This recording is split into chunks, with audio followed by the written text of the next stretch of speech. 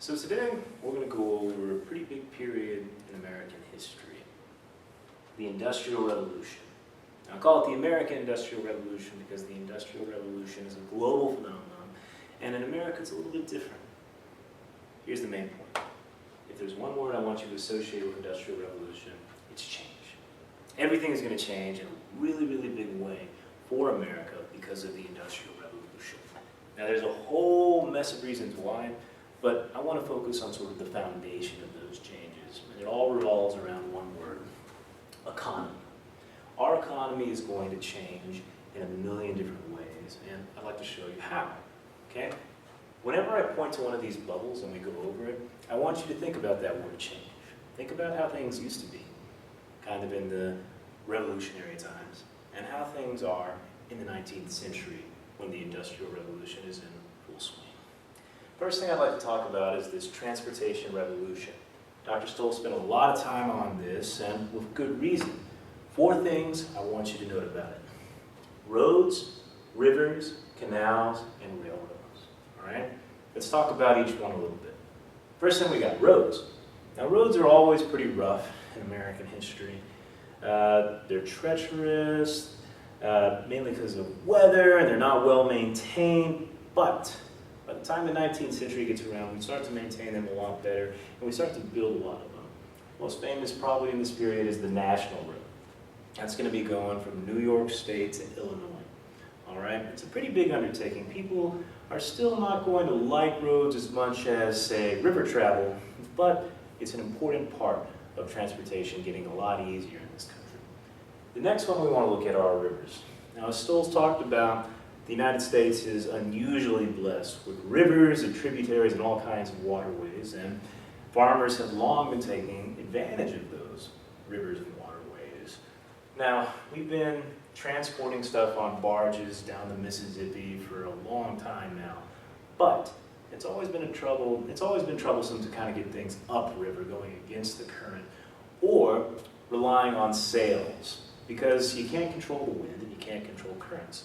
So you get this guy, Robert Fulton, who takes this steam engine that's so big and popular in Europe, and he figures out a way to make a fully functioning steamboat that works well.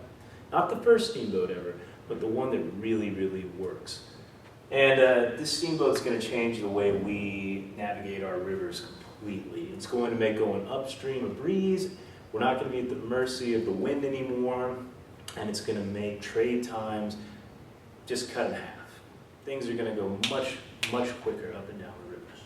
Now, another waterway that we need to focus on are canals. Now, canals, think of it like this: a man-made river. They can go upstream, downstream, up mountains. It's basically an engineering marvel that man controls. You know, the most famous of these is the Erie Canal, and that's going to go from New York State to the Erie Lake, and it's going to completely revolutionize the economy up north. It's going to make New York City basically the economic hub of the United States because it's going to work so very well. And America is going to basically go canal crazy for a while, building canals in every state in hopes of mimicking the success of the Erie Canal. Erie Canal is always going to be the most important and also the most successful, but the other ones are pretty successful too. Last thing, it's the big one: railroads. Railroads are huge in America. We go crazy for them. Not invented here, but by the time the Civil War gets around, we're going to have more railroads in this country than the rest of the world combined. Now, you got to remember, when you got a railroad, you can go 10, 15, 25 miles an hour, which was like light speed back in the 19th century. It's pretty incredible stuff, and it's going to make our economy flow much better than it ever has before. Another thing you got to understand with the Industrial Revolution is there's also an information revolution. There's a lot of reasons for that, but there's one name I want you to focus on: F.B. Morse. He's the guy who invented Morse code. Morse code is going to change everything, okay? Basically, we can now have instant communication between cities, between business partners, thousands of miles away. It's an incredible feat, and it's going to fundamentally change our economy. A basic principle of history is that information is central to any economy doing well. And Morse code is going to make information flow like it never has before in history.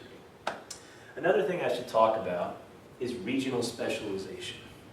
So, before the Industrial Revolution, every community tried to be sort of self-sufficient. But what happens when we gain all this land out west, we get all these people moving out west and starting farms. And they have this virgin soil out there that is extraordinarily fertile. Sometimes you can get 10 times the yield of a normal farmer on these virgin soils. And that's going to affect farmers on the East Coast. They simply can't compete with that much of a yield, and this drives food prices way, way, way down. So low that it makes being a farmer on the East Coast, well, almost pointless. So you got loads of farmers who say, well, we can't do this anymore. Where do they go? Some of them move into cities, some of them start working in factories, but it kind of shows that that noble farmer idea goes on the decline. It also means that people don't have to focus so much on subsistence living, focusing on how to feed their families and stuff. Food prices are so low, you can focus on other things, which is good for a capitalist economy. So, you get these factory workers out of this. Textiles is where they usually focus here in America. We have a huge textile industry up in the Northeast, and our factories are a little bit different than factories over in Europe. Okay? When we think of sort of Industrial Revolution factories, say in England in the 19th century, we often think of child labor and terrible, terrible conditions. They weren't great here in America, but we had a few key differences. First of all, we had these Calvinist workers. You remember the Puritans? You remember how they valued work ethic more than anything, that your work ethic was a reflection of your soul. Well, that translated in factories. We had some of the hardest workers in the world in American factories. Also, we had an educated workforce. Let's not forget that America is one of the most educated places in the world at this time. And that's going to apply to these factories as well. Even though we sometimes think of factory workers as being at the lower end of the societal ladder, these are still educated people, and that education is going to promote factory success across the board.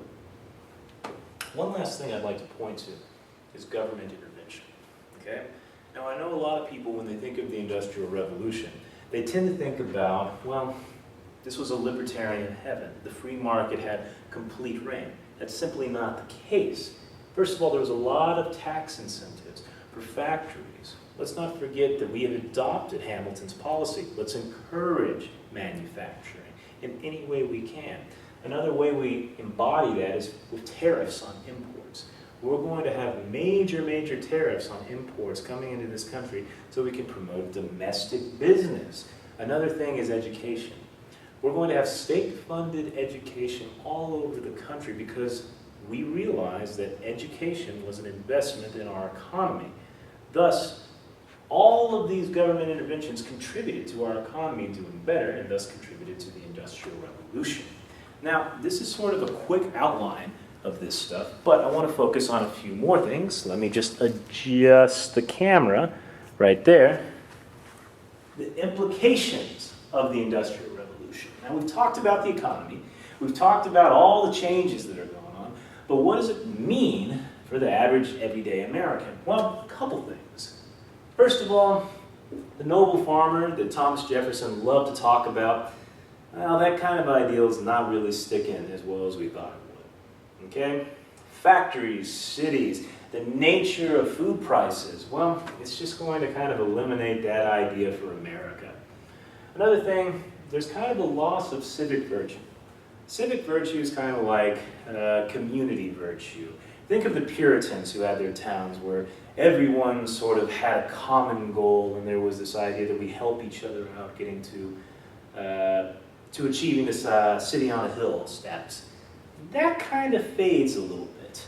People are more concerned with their individual living, about making money instead of big community ideas. Another negative is kind of this loss of independence to your employer. You know, when you're a factory worker, you're completely dependent on the wage. You don't really have control of your money. So it can be like you're sacrificing that independence that your Constitution guarantees you in favor of a wage. You're going to do what your boss tells you to do in order to feed your family. So some people felt a bit disillusioned about this, but it's not all bad, all right? We also have the possibility of social mobility. This is the great age of the middle class, where people are no longer going to be subsistence farmers. They're going to be people who are climbing actively up the social ladder. All these inventions, all the transportation, all the new ways of gaining information, they're going to make it possible for people to make money and work their way out of the lower classes in a really big, big way. The other thing is there's a spirit of innovation in this age. We talked about some of the innovations over there, but that's going to continue throughout the 19th century. This is the time of Edison. This is the time of all kinds of incredible inventions that are going to radically change the way we see the world. All of it's going to come out of the Industrial Revolution, which is really going to make it a pivotal changing force in kind of the American psyche. So that's sort of a skeletal outline of the American Industrial Revolution. There's a whole lot more to it. I suggest you go through your notes. I just wanted to talk about some of the big points. Leave a comment if you have a question. Come see me in class if you have a question. But I just wanted to go over some of these big points and show some of the connectivity. Talk about how, hey, change is what this is all about. Talk about how all these economic ideas tie into the Industrial Revolution and some of the implications that, come straight out of the Industrial Revolution. So that's it. Hope you enjoyed it, and let me know what you think. Thanks. Bye.